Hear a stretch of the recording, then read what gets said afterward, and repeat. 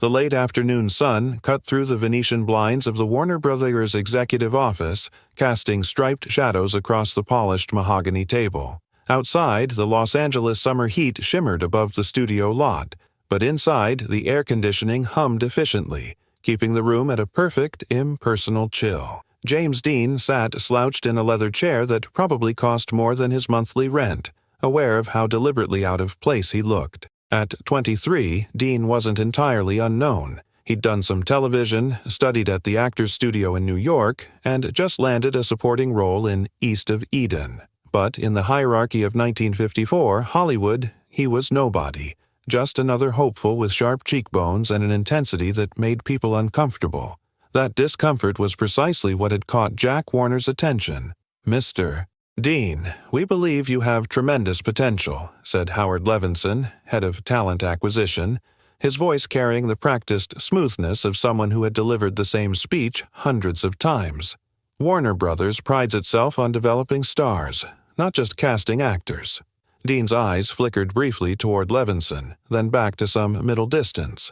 His fingers worked methodically, rolling a cigarette with deliberate care, seemingly oblivious to the fact that a silver cigarette box sat open on the table before him, filled with perfectly made Chesterfields.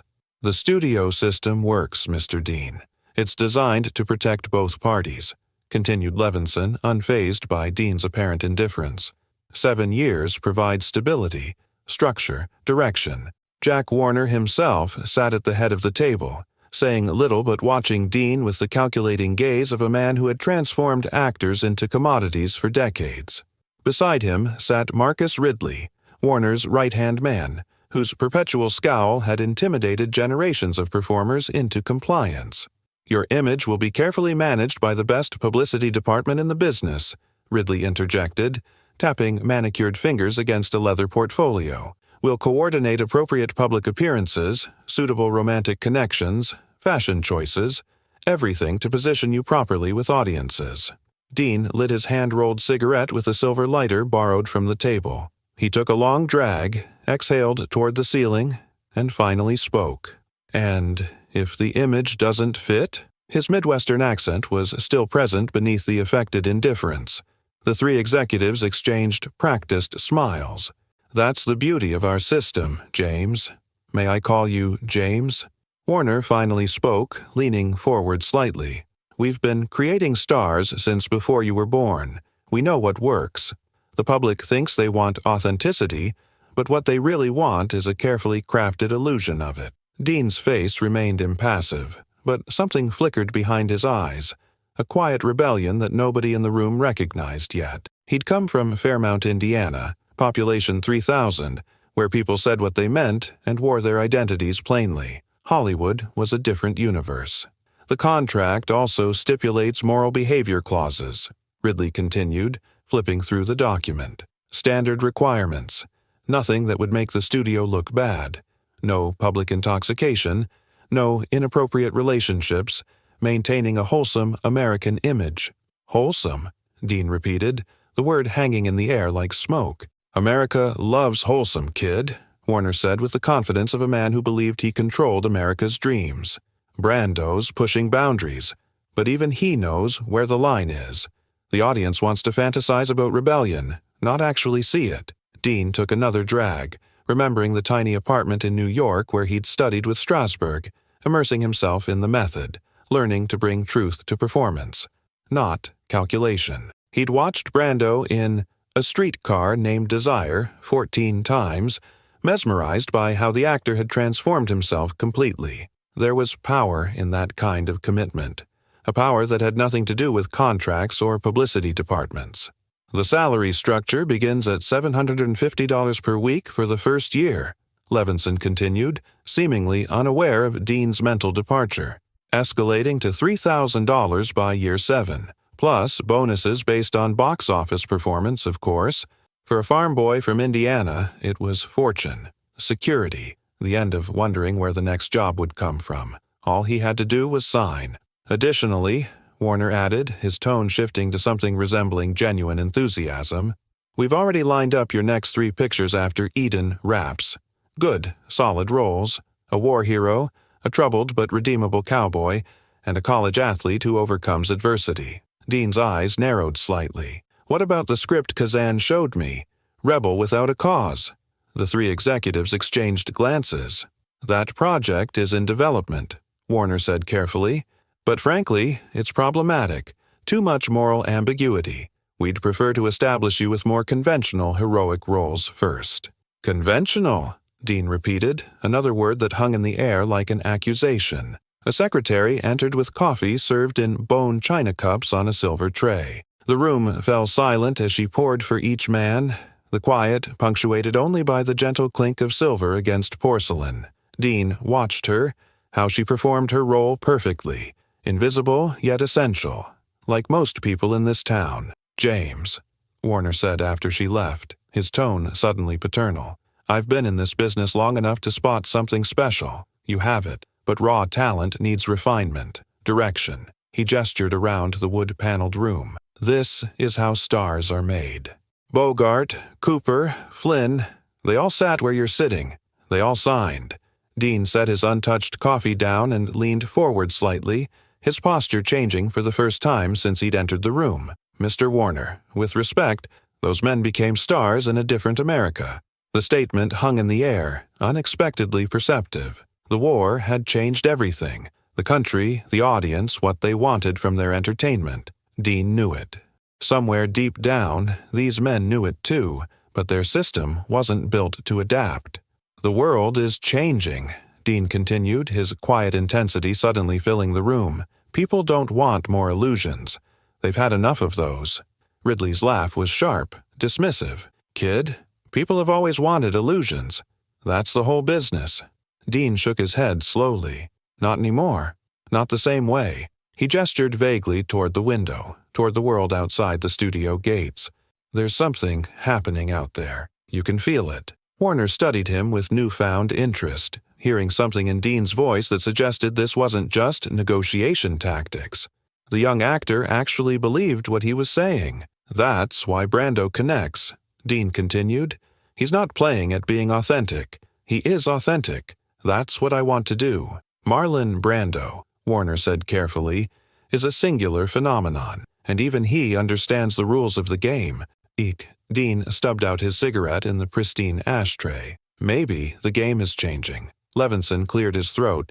Philosophical discussions aside, Mr. Dean, we have a standard contract here that represents an extraordinary opportunity for a young actor. 7 years of guaranteed work in major motion pictures, salary increases, star treatment. And what happens to me during those 7 years? Dean interrupted. You become a star, Warner said simply. Dean leaned back in his chair. And who decides what kind of star?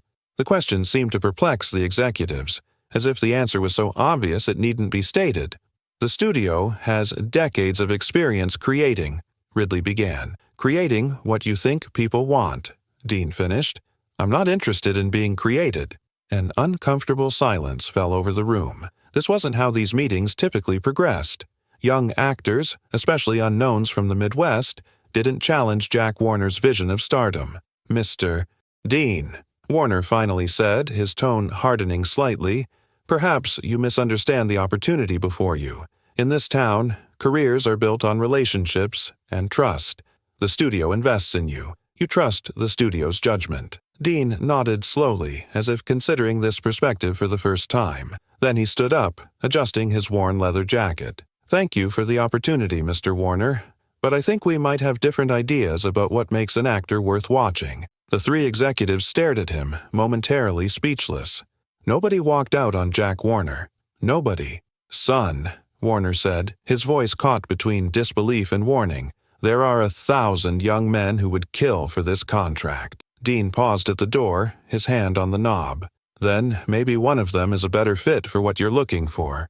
He offered a small, almost apologetic smile. I just want to act in a way that matters, that feels real. As the door closed behind him, the three executives sat in stunned silence, the unsigned contract lying untouched on the table between them. Outside, James Dean walked across the Warner Brothers lot into the California sunshine, uncertain of his future but somehow more certain of himself than when he'd arrived. What none of them realized in that moment was that the meeting that had just ended wasn't just about one actor's career. It was about an entire system on the verge of transformation, a transformation that would reshape Hollywood forever. News spread through Hollywood with the efficiency of a well-oiled publicity machine. Within days, every major player in the industry had heard. James Dean had walked out on Jack Warner. The young actor from Indiana had pushed back a 7-year contract worth millions without so much as a counteroffer. In the rigid hierarchy of 1954, Hollywood, it was unprecedented. "He's finished," declared producer Harold Mirisch over martinis at Chasen's. "Nobody turns down Warner and works in this town again." The sentiment echoed across studio lots and executive dining rooms. Hollywood operated on an unwritten code as binding as any contract. The studios made the stars, not the other way around. Loyalty was expected. Gratitude was mandatory. The system had worked this way since the silence, and few had dared to challenge it. Warner himself maintained a calculated silence on the matter, but his inner circle made their feelings known. "We offered that kid the moon," Marcus Ridley told anyone who would listen. "Ungrateful doesn't begin to cover it." Meanwhile, Dean's small apartment on Sunset Boulevard became a revolving door of agents, producers, and fellow actors, some genuinely concerned, others merely curious about the man who'd committed what looked like career suicide. "You've got to call Warner and apologize," insisted Dick Clayton, Dean's agent, pacing the cramped living room where Dean sat cross-legged on the floor, reading a dog-eared copy of The Waste Land. "Say it was a misunderstanding. They'll take you back if you show enough contrition." Dean glanced up briefly. "I didn't misunderstand anything." Clayton stopped pacing, exasperation written across his features. "Jimmy, this isn't New York theater. Hollywood doesn't reward artistic integrity. It rewards compliance. You need the studio system." "Do I?" Dean asked, his voice quiet but firm. "Kazan doesn't think so." Elia Kazan, the director who had cast Dean in East of Eden, had indeed become an unexpected ally. Having witnessed Dean's raw talent firsthand, Kazan had begun advocating for him in circles that mattered. More importantly, Kazan understood what few others did, that Dean's refusal wasn't just youthful rebellion. It was a calculated risk based on a changing industry that many veterans refused to see. Television was stealing audiences. The Supreme Court had forced studios to divest from theater chains. The entire monopolistic structure that had defined Hollywood's golden age was crumbling, even as executives clung to old formulas. 3 days after the Warner meeting, Nicholas Ray called Dean personally. The director had been developing Rebel Without a Cause for years, struggling to find the right actor who could embody the disaffected youth of post-war America. "I hear you're either the bravest or the stupidest kid in Hollywood," Ray said when Dean answered the phone. Dean remained silent, waiting. "Warner still wants to make Rebel," Ray continued. "But now he's thinking it might work better as a B picture. Less investment, less risk, and less studio interference." Dean asked. Ray chuckled. "You catch on quick. Listen, I'm having a small gathering at my place tomorrow. Some of the Rebel team will be there. Come by around 8. That gathering would prove pivotal." In Ray's modernist home in the hills, Dean met screenwriter Stuart Stern and several Warner executives who, unlike their boss, recognized that the cultural winds were shifting. America's youth were changing, questioning authority, seeking authenticity. Dean wasn't just an actor who could portray this new generation, he embodied it. "The script needs work," Dean said bluntly as they discussed Rebel Without a Cause on Ray's terrace, the lights of Los Angeles spread out below them. "Jim Stark isn't just angry, he's lost. There's a difference." Instead of dismissal, his comments met with thoughtful consideration. Stuart Stern jotted notes. Ray nodded slowly. "What would you change?" Ray asked. In that moment, something unprecedented happened. A director was asking an unproven actor for creative input. Dean began describing his vision for the character. Not just the rebellion, but the vulnerability beneath it. Not just the anger, but the desperate need for connection. By the end of the evening, it was clear to everyone present that Dean wasn't just another pretty face seeking stardom. He was an artist with a vision. 2 weeks later, Dean received a call from Ray. "Warner's agreed to a different kind of contract," the director said. "Picture by picture, creative consultation, no 7-year lockup." The industry buzzed with disbelief. Had Jack Warner, the most stubborn of the old studio heads, actually compromised? Had a 23-year-old nobody forced the most powerful studio in Hollywood to change its ways? The truth, which few recognized at the time, was that Warner hadn't changed his mind about the system. He had simply made an exception for a potential commodity too valuable to lose. If Dean became the star Warner suspected he might, the studio would still profit enormously, contract or no contract. What Warner failed to understand was that the exception would soon become the rule. Dean's refusal wasn't just a personal victory, it was the first crack in a dam that would eventually break. "You've opened a dangerous door," Clayton warned Dean when the new terms were finalized. "Every actor in town will think they can demand what you're getting." Dean shrugged, lighting a cigarette. Maybe they should.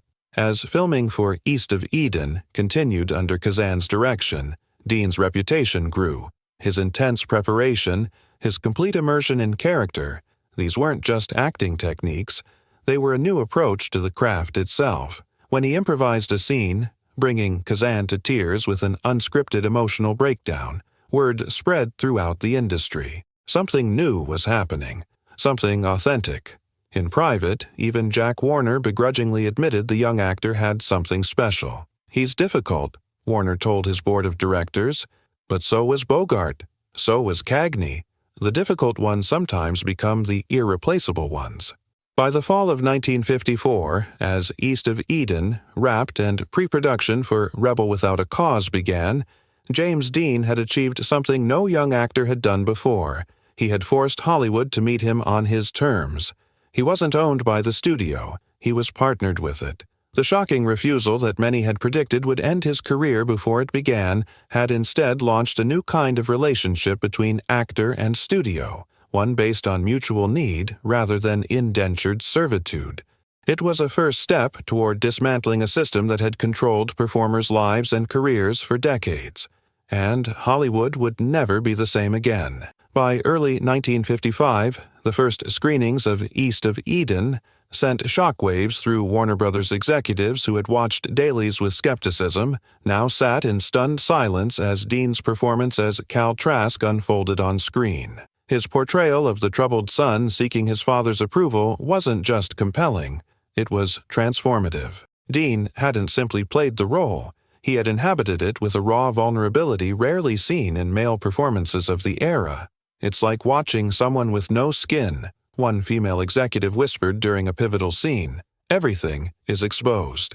Jack Warner, watching from the back row, remained stone-faced throughout, but afterward merely said, "Get him signed for a third picture after Rebel wraps." Whatever terms his agent asks, it was perhaps the greatest vindication of Dean's stand against the studio system. Not just that he had succeeded despite refusing their terms, but that he had succeeded because of it. His insistence on creative freedom, on bringing method techniques to his performance, had resulted in something undeniably powerful. When East of Eden premiered at the Astor Theater in New York on March 9, 1955, Dean arrived in a worn leather jacket and jeans, ignoring the studio's request that he wear a tuxedo. The publicity department was furious, but audiences were captivated. Here was a star who refused to play by Hollywood's rules not just behind closed doors, but publicly. "Mr. Dean, don't you think you should have dressed more appropriately for your big premiere?" a reporter shouted as photographers' flashbulbs popped around him. Dean shrugged. "If they came to see my clothes, they're going to be disappointed." The quote made headlines the next day, further cementing his reputation as Hollywood's new rebel. But what critics recognized in the following days, as reviews poured in, was that Dean's rebellion wasn't empty posturing. It was backed by extraordinary talent. James Dean brings a painful authenticity to the screen that makes one forget one is watching a performance at all, wrote Bosley Crowther in the New York Times. "This is not acting as we have known it. This is being." As East of Eden became both a critical and commercial success, Dean's approach to his next project, Rebel Without a Cause, shifted from negotiation to genuine collaboration. Director Nicholas Ray, himself an iconoclast in the studio system, created an unprecedented environment on set. Dean was invited to production meetings. His input on dialogue was not just tolerated but sought after. When he suggested changes to Jim Stark's character, adding layers of vulnerability beneath the tough exterior, Ray implemented them. "I've never seen anything like it," Natalie Wood, who played Judy in the film, told a friend. "The director actually asks Jimmy what he thinks, and the crew listens to him like he's been making movies for decades." For the famous switchblade fight scene, Dean spent days with actual youth gang members, learning how they moved, how they held their knives, how they postured and threatened. It wasn't research as Hollywood had known it. It was immersion. "The method isn't just technique," Dean explained to Dennis Hopper, who played one of the gang members. "It's truth. If I'm going to play a kid from this world, I need to understand that world from the inside." This commitment extended to every aspect of his public and private life. Unlike stars who maintained dual identities, the polished public persona versus the real person, Dean refused to separate the two. He dressed as he pleased, spoke his mind in interviews, and socialized with who he wanted, studio approval be damned. When photographers caught him racing his Porsche Speedster, Warner's publicity department suggested staged photos of him engaged in wholesome activities to balance the image. Dean refused. "I'm not going to pretend to be someone else to sell movie tickets," he told them. "Either people accept me as I am, or they don't." It was a revolutionary stance in an era when studios meticulously crafted and controlled every aspect of their stars' public images. Dean wasn't just rejecting the contractual aspects of the studio system. He was rejecting its fundamental premise that stars were products to be manufactured rather than artists to be respected. The filming of Rebel Without a Cause became legendary not just for the final product but for the process itself. Dean's improvisation in the police station scene, where he pounded the desk, crying, "You're tearing me apart," was not in the script. It came from somewhere deep within him, a place of genuine emotional truth that stunned even veteran crew members. "Cut. Perfect," Ray called after the take. "It wasn't perfect," Dean responded quietly, "but it was real." That commitment to emotional truth rather than technical perfection represented everything Dean was bringing to Hollywood. A prioritization of authenticity over polish, of human complexity over simplistic heroism. It was method acting pushed to its logical conclusion, not just a technique for performance, but a philosophy of artistic integrity. As Rebel neared completion in the summer of 1955, something remarkable happened. Other young actors began to follow Dean's lead. They questioned directives, sought creative input, and prioritized truthful performance over studio expectations. Directors who had initially resisted this shift began to see its value in the quality of the work being produced. "Dean's changed the game," director George Stevens told a colleague after casting him in Giant, which would become Dean's third and final film. "These kids don't want to be told how to act anymore. They want to discover it for themselves." Stevens, an old-school director known for his meticulous control, initially clashed with Dean on set. But as filming progressed, even he had to acknowledge that Dean's rebellious approach yielded moments of cinematic magic that could not have been achieved through traditional directing. By September 1955, as Rebel Without a Cause prepared for release, James Dean had accomplished something extraordinary. In less than 2 years, he had evolved from an unknown actor to a cultural force who was actively reshaping Hollywood from within. His refusal to sign a traditional studio contract hadn't ended his career. It had launched a new kind of career entirely, one based on artistic integrity rather than compliant stardom. "The studio doesn't own me," he told a reporter in what would be one of his final interviews. "We're partners. That's how it should be." The declaration sent ripples through the industry. Other actors began questioning their own restrictive contracts. Writers and directors who had long chafed under studio control found new courage to assert their creative visions. A system that had remained largely unchanged since the 1920s was beginning to crack at its foundations. James Dean had refused Hollywood's rules, but in doing so, he had done more than shock producers. He had shown an entire industry a new way forward, a way that valued authenticity over artifice, artistic integrity over commercial calculation, and individual vision over corporate control. The revolution had begun, and there was no turning back. On September 30th, 1955, news of James Dean's fatal car crash near Cholame, California, spread through Hollywood with devastating swiftness.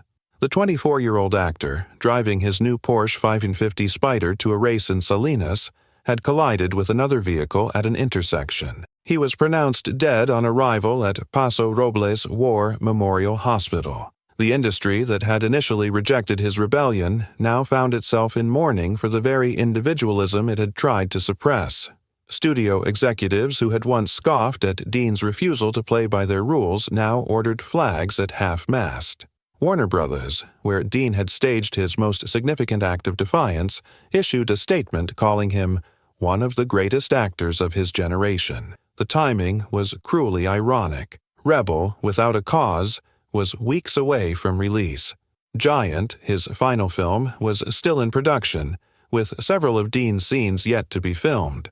The actor who had insisted on living and working on his own terms had his career cut tragically short just as his approach was being vindicated. But in death, the impact of Dean's brief career would prove even more profound than anyone could have anticipated. Rebel, Without a Cause, premiered on October 27, 1955, less than a month after Dean's death. Warner Brothers considered delaying the release but ultimately decided against it. The film opened to audiences still processing the loss of its star, lending an almost unbearable poignancy to every frame in which Dean appeared. Critics who might have been skeptical of the method approach that Dean championed were now confronted with its undeniable power. His portrayal of Jim Stark, troubled, vulnerable, desperate for connection, wasn't just convincing.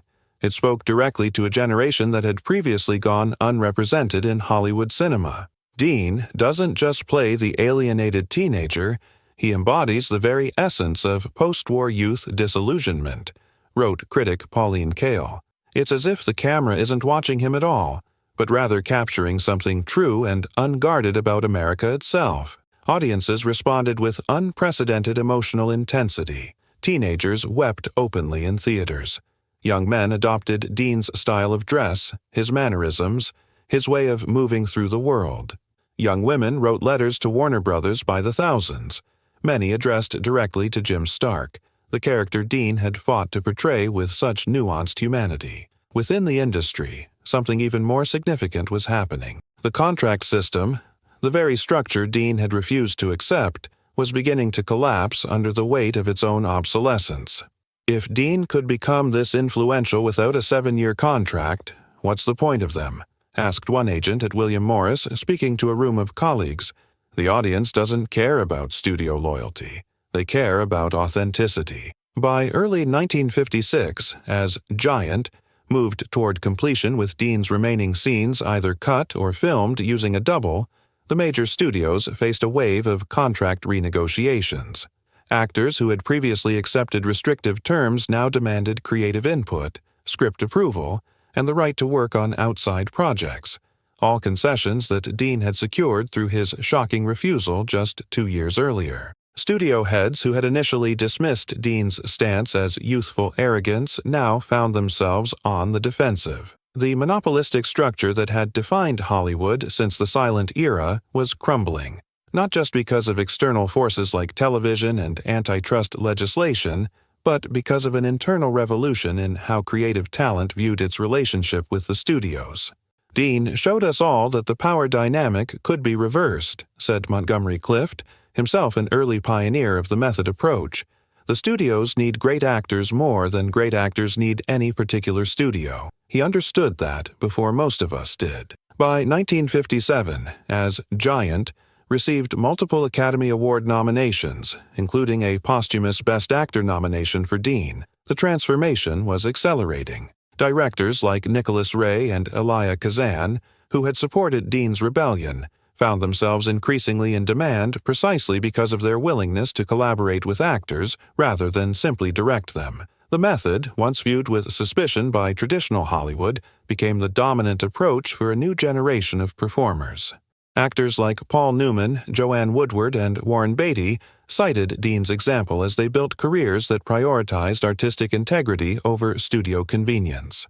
What Dean did wasn't just about his own career, Newman told a journalist in 1958. It was about dignity for all actors, the right to be treated as artists, not commodities. Even Jack Warner, who had initially been outraged by Dean's refusal of the standard contract, eventually acknowledged the changing reality. By 1959, Warner Brothers had largely abandoned the 7-year contract structure that had been the foundation of the studio system. Other studios followed suit, not out of idealism, but necessity. The top talent simply wouldn't accept the old terms anymore. Dean exposed the emperor's new clothes, said director Martin Ritt. Once he showed that success was possible outside the system lost its greatest leverage: fear. The revolution extended beyond contracts and acting techniques. Dean's insistence on authenticity in his public persona, his refusal to present a manufactured image, changed how stars related to their audiences. The carefully constructed studio publicity campaigns gave way to a new emphasis on the real person behind the performances. Magazine profiles no longer portrayed stars as flawless idols living perfect lives in perfect homes. Instead, publications like Life and Look began featuring actors in their natural environments, speaking candidly about their struggles, their doubts, their real lives. The glossy artifice of old Hollywood celebrity was giving way to something more human, more relatable, exactly what Dean had insisted upon during his brief career. By the early 1960s, as a new generation of filmmakers emerged, Dean's influence extended even to those who had never met him. Directors like Arthur Penn and John Frankenheimer created films that embraced the complexity and moral ambiguity Dean had fought to portray. The clean heroes and villains of classic Hollywood gave way to protagonists with flaws, doubts, and inner conflicts. What Dean understood, said Frankenheimer while directing The Manchurian Candidate in 1962, was that the audience was ready for characters as complicated as real people. They didn't want simplistic morality plays anymore. They wanted truth. That pursuit of truth, in performance, in storytelling, in the relationship between artists and studios, became James Dean's most enduring legacy. His shocking refusal to accept Hollywood's traditional rules hadn't just changed his own career trajectory, it had altered the fundamental structure of the entire industry. By the time Easy Rider revolutionized Hollywood in 1969, the transformation Dean had helped initiate was complete. The old studio system was dead. A new Hollywood had emerged, one where creative control had shifted dramatically toward the artists, where authenticity was valued over formula, and where the relationship between studios and talent was based on partnership rather than ownership. The young actor from Indiana who had slouched defiantly in Jack Warner's office and pushed back a standard contract had done more than shock producers. He had helped dismantle a system that had controlled American cinema for decades and replace it with something more authentic, more artist-centered, and ultimately more creatively vital. In just 3 films and less than 2 years on screen, James Dean had changed Hollywood forever. His rebellion wasn't just personal, it was historic, and American cinema would never be the same again.